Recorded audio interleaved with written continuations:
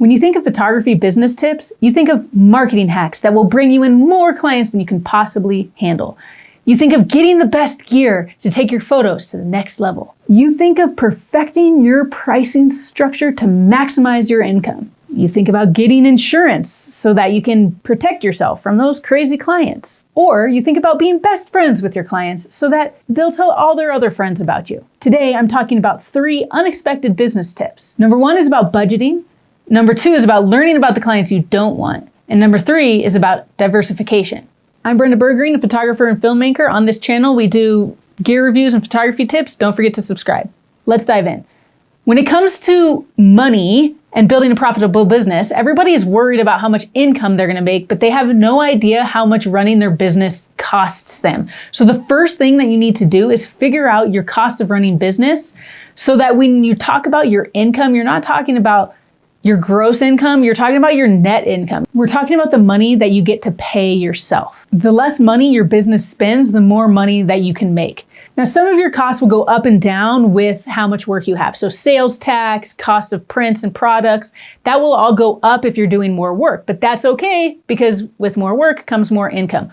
You want to know your fixed costs that are going to happen month to month, regardless of how much work you have, just so you know how much money it takes to keep the lights and the internet on, and keep the gear in your gear bag.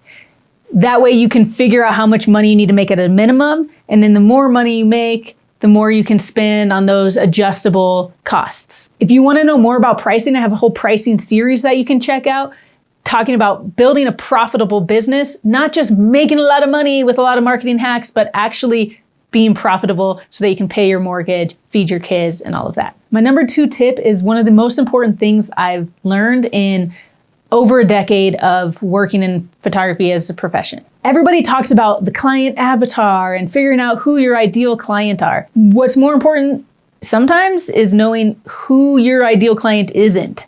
So you want to know who you don't want to work with, who you don't want to become as a person, what compromises you're not willing to make. Sometimes knowing what you aren't looking for will help you find what you're looking for.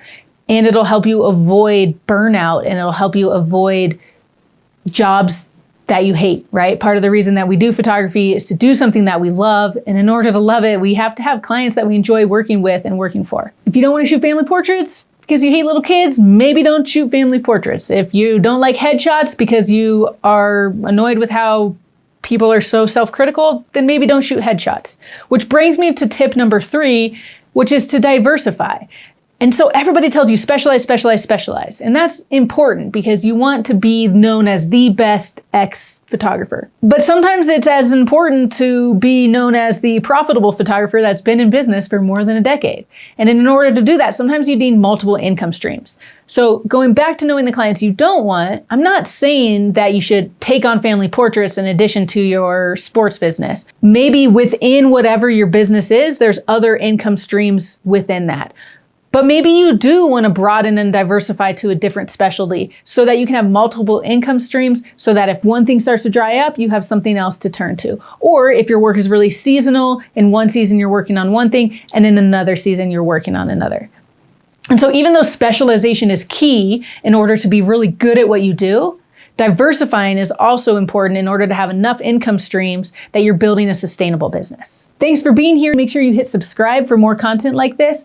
Now that we've dialed in your photography business skills, let's dial in your camera settings. Head on to the next video and I'll see you there.